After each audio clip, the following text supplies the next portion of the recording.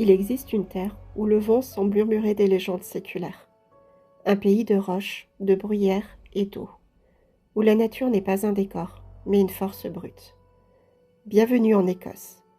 Aujourd'hui, sur Reflet d'ailleurs, je vous emmène au-delà du mur d'Adrien, à la découverte d'une nation qui a forgé son identité dans la résistance et la poésie.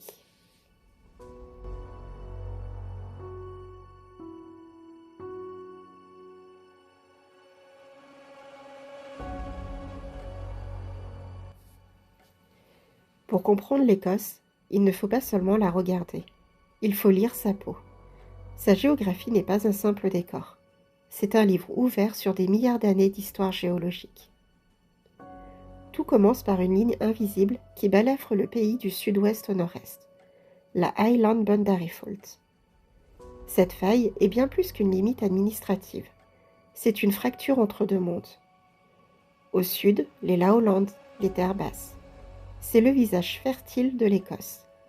Un paysage de collines douces et de plaines où la majorité de la population s'est installée.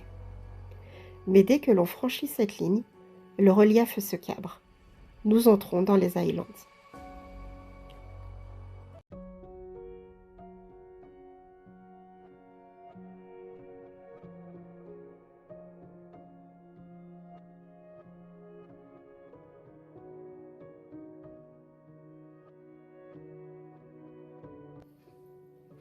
Ici, la roche est ancienne, presque éternelle. Saviez-vous que ces montagnes appartenaient autrefois à la même chaîne que les Appalaches américaines, avant que l'Atlantique ne vienne les séparer? Ce que nous voyons aujourd'hui est le squelette d'une terre autrefois plus haute que l'Everest, rabotée par des millénaires d'érosion et par le passage des glaciers colossaux. Ces glaciers ont laissé derrière eux des cicatrices profondes que les Écossais appellent des lochs. Il y en a plus de 30 000. Certains sont des miroirs d'eau douce, comme le majestueux Loch Lomond ou le ténébreux Loch Ness, dont la profondeur dépasse les 200 mètres. D'autres sont des lochs de mer, des fjords étroits et salés qui découpent la côte ouest comme de la dentelle. Si l'on regarde une carte, une entaille droite semble couper le pays en deux. C'est le Green Glen. Cette vallée rectiligne abrite le Ben Nevis, le point culminant du Royaume-Uni. Du haut de ses 1345 mètres, il domine un royaume de pierre où la météo est la seule véritable souveraine.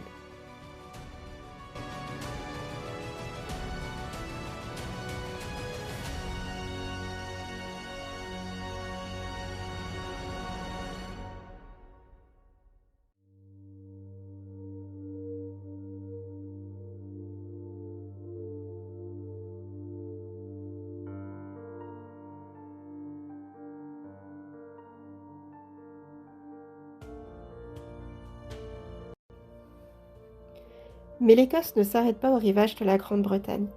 C'est un archipel de près de 800 îles. À l'ouest, les Hébrides nous offrent des paysages de bout du monde. L'île de Skye, avec ses pics de basalte comme le Old Man of Storr, semble sortir tout droit d'un rêve de fantaisie. Plus au nord, les Orcades et les Shetland se tournent vers la Scandinavie, offrant des paysages plus plats, balayés par des vents si puissants qu'aucun arbre n'ose y pousser. Enfin, il y a cet élément invisible qui change tout, la lumière. En Écosse, on dit qu'on peut vivre les 4 saisons en une seule heure. La brume, ce fameux mist, s'accroche au flanc des glaines, transformant une simple colline en un tableau mélancolique. C'est cette pluie fine et cette lumière rasante qui donnent aux Highlands ces teintes de vert émeraude, d'ocre et de pourpre. C'est un pays qui impose le respect par sa rudesse, mais qui fascine par sa beauté brute. Et comme nous allons le voir, ce relief tourmenté a façonné un peuple à son image, fier, résistant et profondément attaché à sa terre.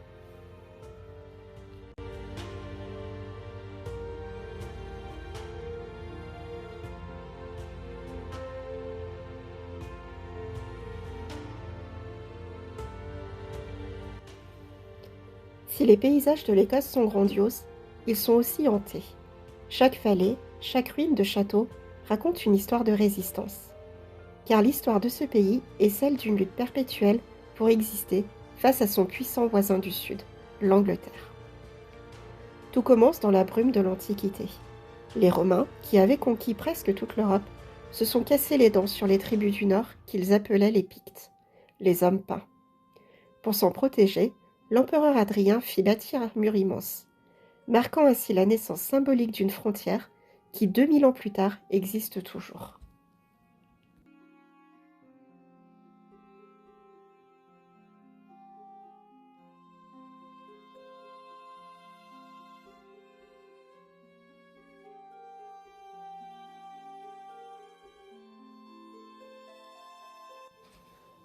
Le Moyen Âge voit naître l'âge d'or des clans.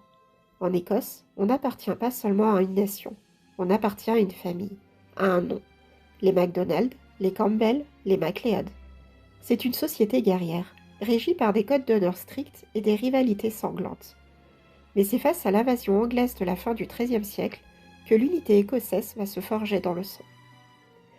Vous connaissez sans doute le nom de William Wallace.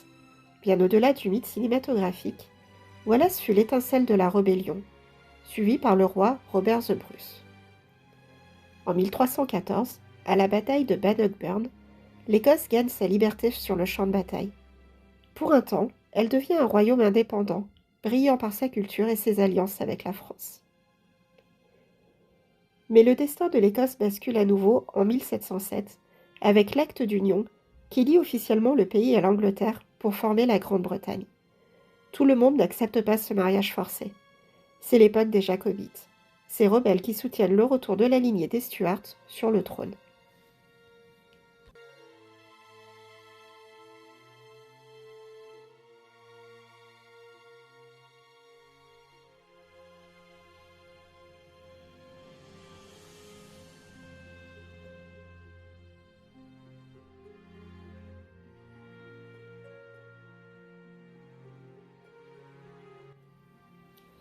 Leur rêve s'éteint brutalement le 16 avril 1746, dans la lande désolée de Culloden.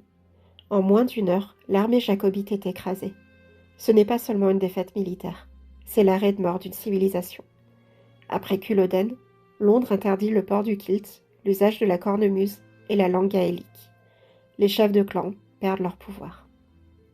S'ensuit l'un des chapitres les plus sombres de l'histoire écossaise, les Highland Clearance. Pour faire de la place à l'élevage intensif de moutons, plus rentable, des milliers de familles sont expulsées de leurs terres ancestrales. Leurs maisons sont brûlées, leur culture détruite.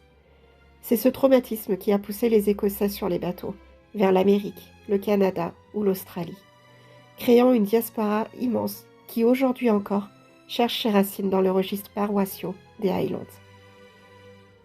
Aujourd'hui, l'Écosse porte les cicatrices de ce passé. On les voit dans ces vieux murs de pierre sans toit qui parsèment les glen silencieux. Mais de cette tragédie est né un sentiment d'appartenance indestructible. L'Écosse n'a jamais été soumise. Elle a simplement appris à survivre en gardant sa fierté intacte.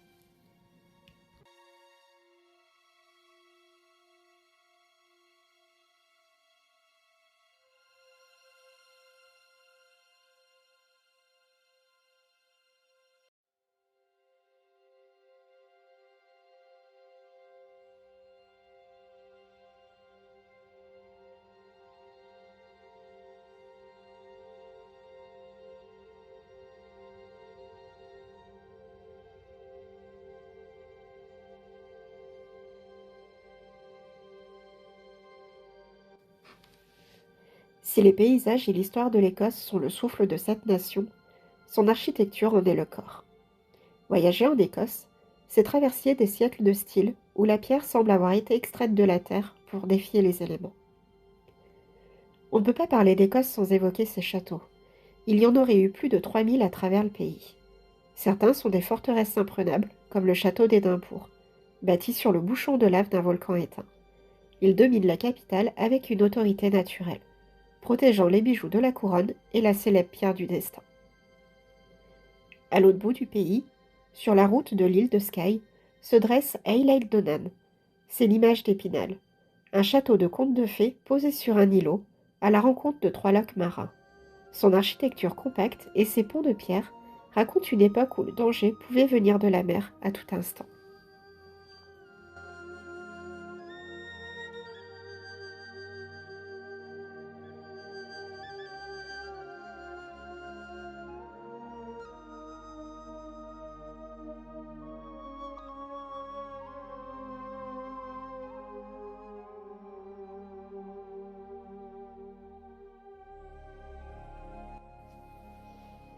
Mais l'architecture écossaise, c'est aussi le contraste saisissant de ces villes. Prenons Édimbourg.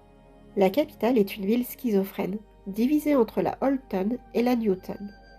La vieille ville est un labyrinthe médiéval, des closes, des ruelles étroites et sombres, qui s'engouffrent sous des immeubles de pierre noire de 7 ou 8 étages, parmi les plus vieux gratte-ciel du monde. Juste en face, de l'autre côté des jardins de Princess Street, s'étire la ville nouvelle. Ici, place à l'ordre, à la symétrie néoclassique et aux colonnades grecques qui ont valu à Édimbourg son surnom d'Athènes du Nord. À 1 heure de là, Glasgow offre un tout autre visage. C'est la cité de l'ère industrielle. Ses bâtiments victoriens en grès rouge imposent une puissance massive. Mais Glasgow est aussi le terrain de jeu de Charles Rennie Mackintosh, le père de l'art nouveau écossais. Ses lignes épurées, ses motifs floraux stylisés et ses jeux de lumière ont révolutionné le design européen au début du XXe siècle.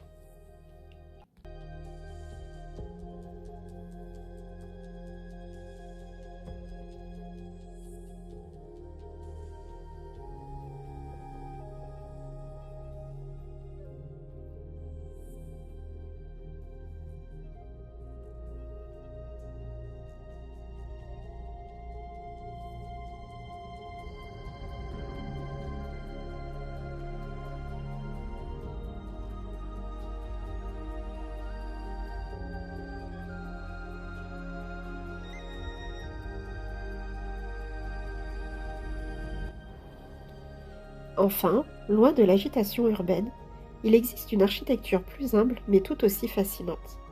Les Black House des îles Hébrides. Ces maisons basses, aux murs de pierre sèche, très épais et aux toits de chaume, étaient conçues pour se fondre dans la lande et résister aux tempêtes de l'Atlantique. Sans mortier, elles respirent et témoignent d'une ingéniosité paysanne aujourd'hui presque disparue. Qu'il s'agisse d'un palais royal ou d'une simple ferme isolée, l'architecture écossaise ne cherche jamais à dominer la nature. Elle semble s'y enraciner, prête à affronter les siècles et les vents.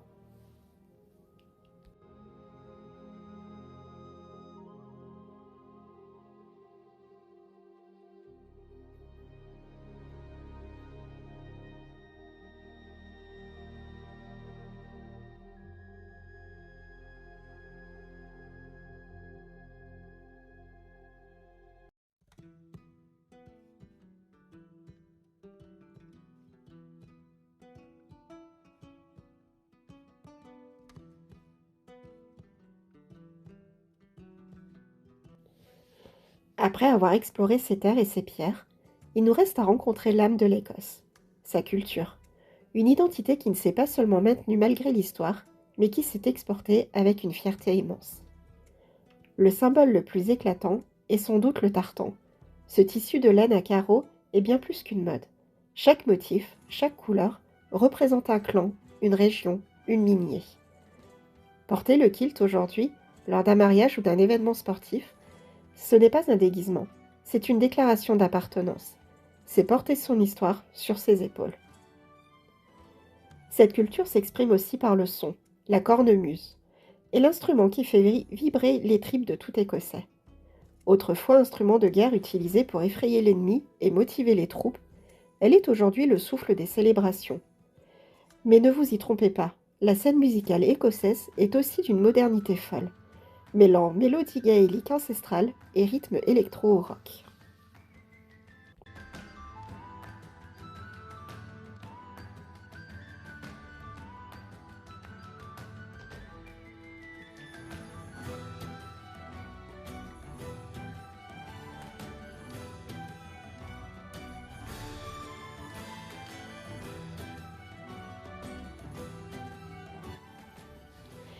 Et que serait l'Écosse sans ses saveurs?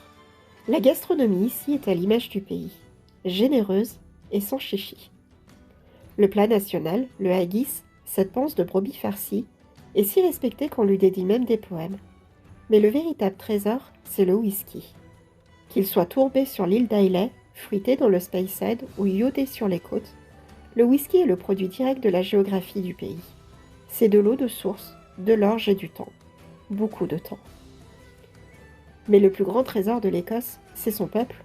On décrit souvent les Écossais comme rudes, à l'image de leur climat. En réalité, une fois la porte d'un peuple poussée, vous découvrirez une hospitalité chaleureuse, un sens de la fête et surtout un humour noir et autodérisoire unique au monde. Ici, on sait que la vie est courte et que le vent souffle fort, alors on savoure chaque instant partagé.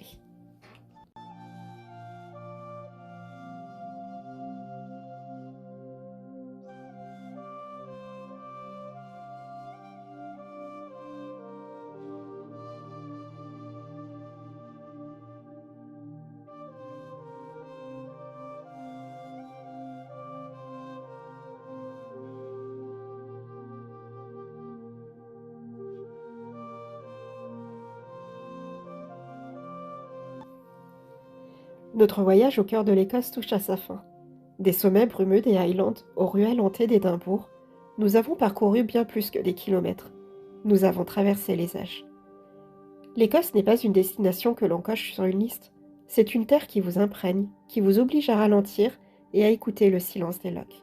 C'est un pays qui a su transformer ses tragédies en poésie et sa rudesse en beauté.